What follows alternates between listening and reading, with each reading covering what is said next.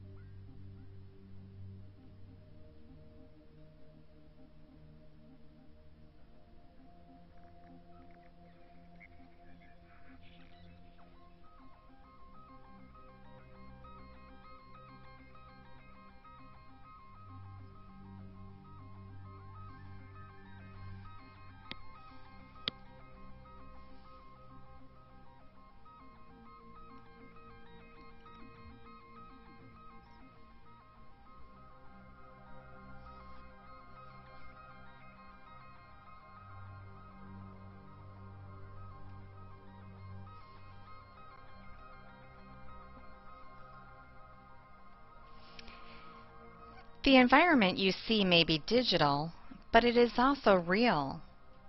The Worldwide Telescope takes the best images from the world's greatest telescopes on Earth and in space and has woven them seamlessly together to produce this holistic view of the universe.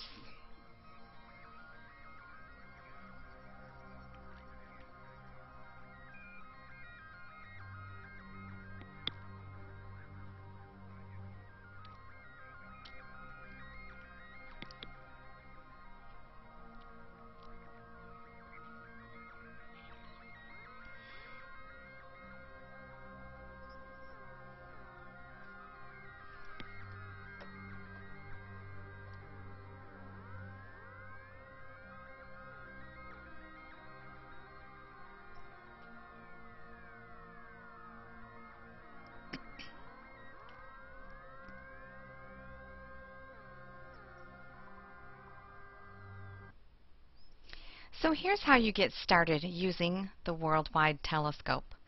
When you go to this web address, this front page will open and you will be given a choice: install Windows Client or run Web Client over here in the right-hand corner. Please choose the download program, for it's free and you will be glad you did. The rationale for using the Worldwide Telescope: in my unit, 2 national standards are met: science, and the main categories are Earth and our solar system, objects in the sky, and changes in Earth and sky. And also technology. Several technology standards are met as well. My first lesson, Surfing the Solar System, will focus mainly on students' technology skills. Therefore, the objective: students will learn how to use the Worldwide Telescope. Procedure: students will see the universe for the first time through your demonstration. Then students explore on their own. Make sure and set a time limit for free exploration to allow students a chance to surf around and work with the software tools and other features. And students will surf the solar system and record facts to fill in a scavenger hunt observation sheet. Assessment will primarily be formative, teacher observations, and student-shared oral responses during a debriefing time, and students' completed scavenger hunt observation sheet. Next, I will share with you a series of screenshots I put together from a guided tour to show you the basics you will need to get started implementing lessons using the Worldwide Telescope. When you first open the Worldwide Telescope, it gives you this view of space from Earth. you can look in any direction you want and drive the telescope around. The guided tour is one of the greatest abilities of this tool. I recommend starting with a guided tour. While on a tour, if you see something you want to look at more closely, you can stop the tour by moving your cursor to the upper left-hand corner. When you do this, a pause button will appear and you can stop the tour by clicking on the pause button. Then move your cursor to the center of the screen and click on it to begin driving the telescope around and exploring on your own. After you're finished exploring, you can get back on the tour. Move your cursor back to the top left corner and the play button will reappear. Click the play button and the tour will restart.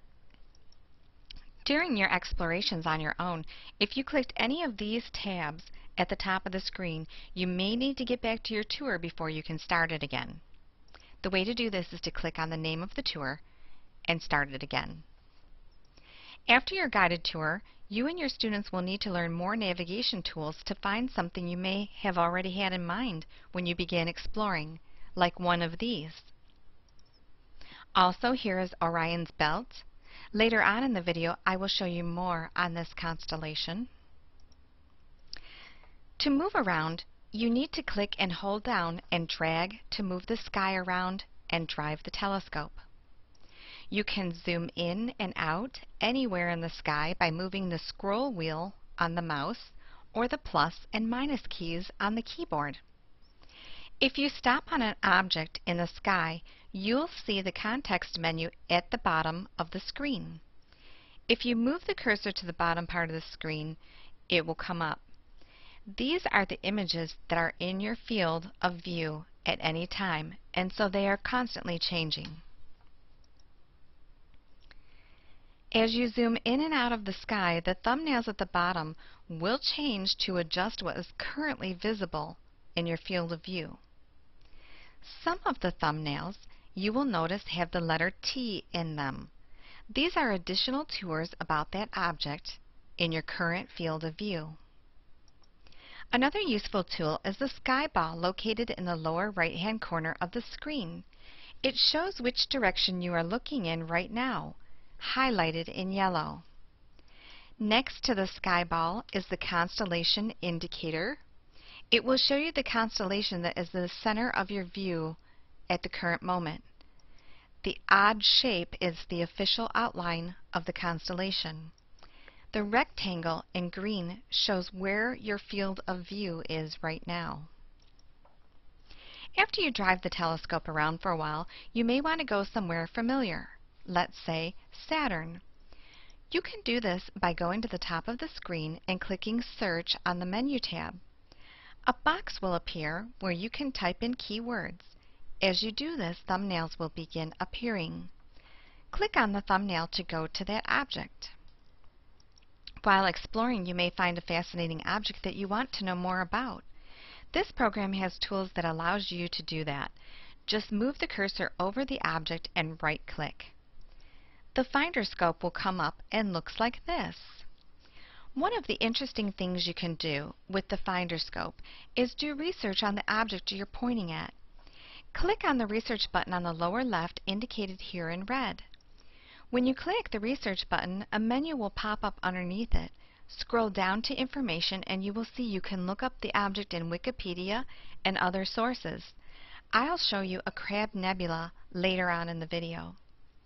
To close the Finder, you can do this in one of two ways. Either click the X at the top right or close button on the lower right corner. Both are highlighted in blue. And these are some of the basic tools you will need to get started.